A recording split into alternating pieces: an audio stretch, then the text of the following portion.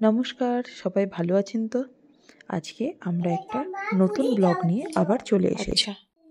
চলুন আজকে লেন্স ট্রেলসের আরেকটা নতুন ব্লগে স্বাগত।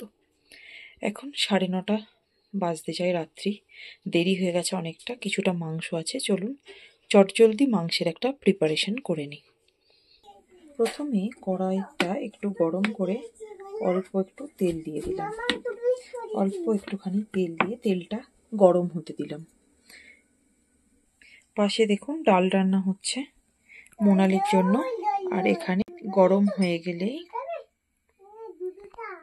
এবার এতে এক এক করে চিকেনগুলো ছেড়ে দেবো হালকা একটু ভাজা করার জন্য। এই মাংসটা খুব চট করে হয়ে যায়, 15-20 মিনিট টাইমের মধ্যেই আপনি পুরো প্রিপারেশনটা করে নিতে পারবেন। আর খুব সামান্য জিনিস দিয়ে এই প্রিপারেশনটা করতে লাগে। এখানে আমার 500 গ্রাম মতো মাংস মিডিয়াম সাইজের টুকরো করে নিয়েছি, নিয়ে তেলে ভালো করে ভাজতে শুরু করেছি। বেশ কিছুক্ষণ নাড়াচাড়ার পর, খুব বেশি ভাজবো না, হালকা করে ভেজে নেব। হালকা করে ভাজা হওয়ার পাশাপাশি চলুন আমরা বাকি মশলাগুলো তৈরি করে নিই। 500 গ্রাম মাংসের জন্য একটা বড় সাইজের পেঁয়াজ, কিছু টুকরো রসুন আর আদা ছাড়িয়ে নিয়েছি। এই তরকারিটাতে করার জন্য কোনো রকম টমেটোর দরকার পড়বে না। এবার 100 গ্রাম টক দইটাকে ভালো করে ফেটিয়ে নিচ্ছি। কিছুক্ষণ ধরে ফেটিয়ে একটা স্মুথ লেয়ার বানিয়ে নেব। এরপরে সমস্ত জিনিসগুলোকে মিক্সিতে দিয়ে একটা স্মুথ পেস্ট বানিয়ে নিলাম। এবার চলুন দেখা যাক আমার বাচ্চা কি করছে। এটা মোনাল, 2.5 বছর বয়সী। ওর অ্যাক্টিভিটি দেখুন। মোনালের হাবভাব অনুযায়ী ও ভীষণ বড় হয়ে গেছে এবং নিজে সব কাজ করতে পারে। এখন ওর লেজার টাইম, এইভাবেও বসে থাকবে। মা দেখছে বলে ও আবার লজ্জা পেয়ে ছুটে আসে। মাংসটা মোটামুটি ভাজা হয়ে গেছে। এবার আমরা এটা কড়াই থেকে তুলে নেব। ভালো করে একটু ভেজে নিলে কাঁচা গন্ধটা চলে যায়, মাংসটা একটু সেদ্ধ মতো হয়ে যায়, যে কারণে মাংসটা ভেজে নেওয়া। ভাজা হয়ে গেছে। এদিকে আমাদের পেস্টটাও তৈরি হয়ে গেছে। দেখুন দইটা স্মুথভাবে ফাটিয়েও নেওয়া হয়েছে।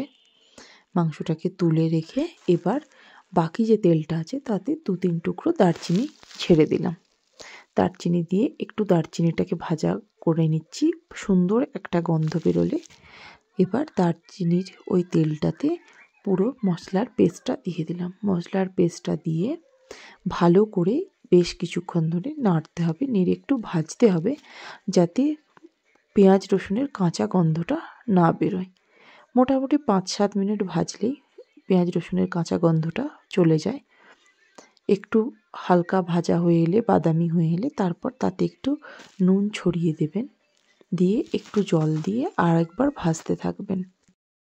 দেখুন মোটামুটি ভাজা হয়ে গেছে, আস্তে আস্তে তেলটাও ছাড়তে শুরু করছে। আর দেখুন একটু শুকিয়ে গেছে। এরপর আমি 1 টেবিল চামচ মতো এতে ভাজা মশলা দেব। ভাজা মশলা কিভাবে বানিয়েছি তার লিঙ্কটা আমার ডেসক্রিপশন বক্সে দেওয়া থাকবে, আপনারা একটু প্লিজ দেখে নেবেন। এই ভাজা মশলাটা আমার সবসময় করা থাকে, যে কোনো জিনিসেই এই ভাজা মশলাটা দিই এবং একটা অন্যরকম টেস্ট আসে। এই মাংসের প্রিপারেশনের জন্য ভাজা মশলাটা অত্যন্ত দরকারি। দেখুন এবার একটু জল দিয়ে ভাজা মশলাটাকে আগে পেঁয়াজ রসুন কষার সঙ্গে আর একটু ভালো করে কষিয়ে নিতে হবে, কারণ যাতে পুরো মশলাটার গন্ধ পেঁয়াজ রসুনের মধ্যে চলে আসে। এবার ভাজা মাংসগুলো দিয়ে দিলাম। ভাজা মাংসগুলো দিয়ে ভালো করে একটু নেড়ে নেব। একটু জল দিয়ে নেড়ে নেব, কারণ বারবার জল দিয়ে নাড়ার জন্য যাতে মাংসটা সেদ্ধ হয়ে যায়। মাংসটা এইভাবে করতে করতেই আস্তে আস্তে সেদ্ধ হয়ে যাবে। দেখুন খুব কম সময়ে, সত্যি 10-15 মিনিট লাগবে আপনাকে পুরো প্রিপারেশানটাকে হয়তো দাঁড় করাতে।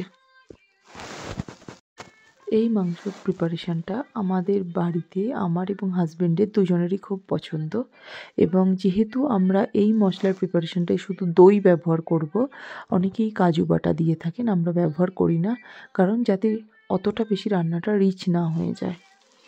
দেখুন আস্তে আস্তে নিচের দিকে দেখলে বুঝতে পারবেন যে যখন তেলটা কেটে আসবে তখন ওই দইয়ের পেস্টটাকে, স্মুথ পেস্টটাকে এই মাংসের মধ্যে ঢেলে দেব। ঢেলে দিয়ে ভালো করে মাখিয়ে নিয়ে ঘুরিয়ে ফিরিয়ে আর কিছুটা জল দিয়ে একদম বাটিটাকে পরিষ্কার করে নিয়েছি। এরপর আমরা ওটা ঢেকে দেব ঢাকনা দিয়ে। ঢেকে দিয়ে 5 মিনিট মতো আমরা ফুটতে দেব।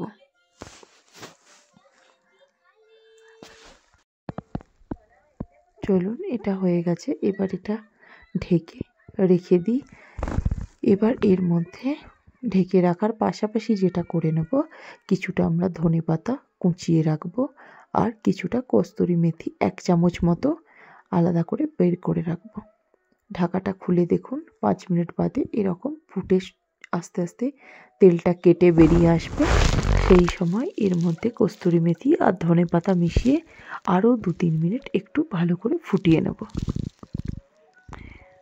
ভালো করে ফুটে গেলে এবার পরিমাণ মতো নুন মিষ্টিটা দেখে নেব। মিষ্টির জন্য আমরা এখানে চিনি দিয়েছি। একটু যদি নান বা রুটির সঙ্গে খাওয়া হয় তাহলে একটু বেশি মিষ্টি পছন্দ হয়। ঝাল যদি কারো বেশি খেতে পছন্দ করেন অবশ্যই আর একটু গোলমরিচ মিশিয়ে নেবেন। আমার ভাজা মশলাতে এমনিতেই গোলমরিচ গুঁড়ো করে দেওয়া আছে। তারপরেও যদি কারো ঝাল লাগে তাহলে আর 1 চামচ গোলমরিচ বা একটু কাঁচা লঙ্কা কুচি করে এই সময় দিয়ে দিতে পারেন। দেখুন আমার রান্না মোটামুটি কমপ্লিট। প্রায় যেমন গ্রেভি আপনি খাবেন সেই হিসেবে এবার গ্রেভি রাখবেন। আমরা এটা ভাতের সঙ্গে খাবো আজকে, তাই একটু গ্রেভিটা বেশিই রেখেছি। আপনারা প্রয়োজন মতো রাখবেন। রান্না কমপ্লিট। এবার গ্যাসের ওভেনটা বন্ধ করে দেবেন। দেখুন